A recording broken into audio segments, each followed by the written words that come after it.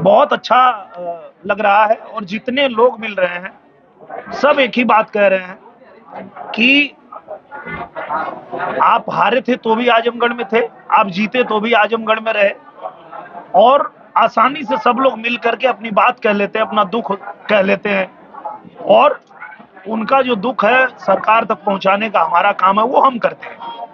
और कहीं ना कहीं आजमगढ़ में रहने का ये फायदा है कि हमारे पत्रकार बंधुओं ने, हमारे यहाँ व्यापारियों ने, सबने मुझे ये बात बताई कि अगर आजमगढ़ का आपको विकास करना है तो सबसे पहले महायोजना लागू करवाइए। तो मैं उसके पीछे पड़ गया, यहाँ रहता हूँ इसलिए पता चला, तो मैं पीछे पड़ गया और महायोजना महाराज जी से लागू करवा दिया। उसके बाद हमको ये भी पता चला कि यहाँ रिंग रोड की आवश्यकता है, तो रिंग रोड भी पास करवा लिया, वो भी बन रहा है। तो इस तरह से जनता के बीच में रहने का ये फायदा है कि जनता की जो जरूरत है वो पता चलती है और हम लोग उस पर काम कर पाते हैं। तो आगे भी जनता यही चाहती है कि ऐसा ही सांसद हो जो 30 दिन वाला हो, 3 दिन वाला नहीं।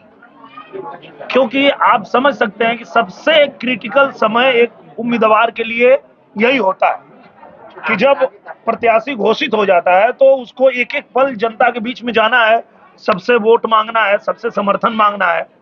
ऐसे समय में जब उनके पास समय नहीं है आने के लिए, 3 दिन के लिए आए और चले गए, तो चुनाव के बाद वो यहाँ कैसे दिखाई देंगे, ये जनता भी पूछ रही है कि जब जिस आदमी को वोट मांगने का समय नहीं है वो आदमी चुनाव बाद यहाँ कैसे दिखाई देगा।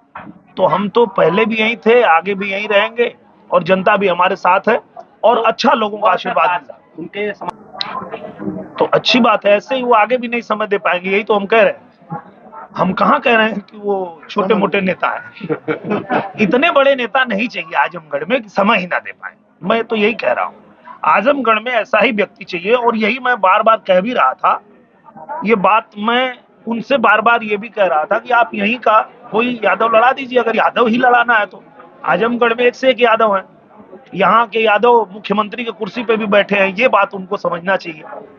तो अपने घर से ही भेजते हैं और चुनाव जीते चाहे हारे बाद में ये लोग नजर नहीं आते। इसलिए आजमगढ़ ने मन बनाया है, तय किया है, सब लोग कह रहे हैं कि भाई हमको तो ऐसा ही व्यक्ति चाहिए जो हमारे बीच रहे, हमारी बात सुने। तो इसका हम लोगों को लाभ मिल रहा है और फिर से हम लोग कमल खिलाने जा रहे हैं। गुड्डू जमाली के आने के बाद उनको लगता है कि एमवाई जो समीकरण है वो बहुत मजबूत हो गया है, इसलिए वो है कि हम चुनाव जीत रहे हैं। गुड्डू जमाली जी के जाने के बाद बड़ा फायदा हम लोग का हो गया कि गुड्डू जमाली के जाते ही, गुड्डू जमाली तो अकेले गए और उनका जो वोट था वो हमारे पास आ गया। तो बहुजन समाज पार्टी के ज्यादातर लोग हमसे जुड़ रहे हैं। हम तो रोज जा रहे हैं, गांव में जा रहे हैं, लोगों से मिल रहे हैं, तो वो बहुजन समाज पार्टी का जो वोट है वो भी हमें मिल रहा है। तो हमारा प्लस ही हो रहा है, ये हमारे लिए अच्छा है। तो क्या आपको नहीं लगता कि एमवाई फैक्टर हावी रहेगा? नहीं रहेगा, क्योंकि देखिए यादव भी हमारे साथ आ रहे हैं। आप किसी गांव के किसी प्रधान को देखिए, अगर यादव है मेरे साथ आ रहे हैं, जो बसपा में पहले थे वो लोग भी मेरे साथ आ रहे हैं। तो सब लोग तो देख रहे हैं ना कि भाई यहाँ आजमगढ़ को आगे बढ़ाना है, और प्रधानमंत्री फिर नरेंद्र मोदी ही बन रहे हैं। तो एक सीट किसी और को दे के करेंगे क्या? अगर प्रधानमंत्री नरेंद्र मोदी ही बन रहे हैं, आजमगढ़ किसी और को जिता के क्या करेगा? आजमगढ़ को भी तो आगे बढ़ना है, आजमगढ़ के लोगों को भी तो तरक्की करना है।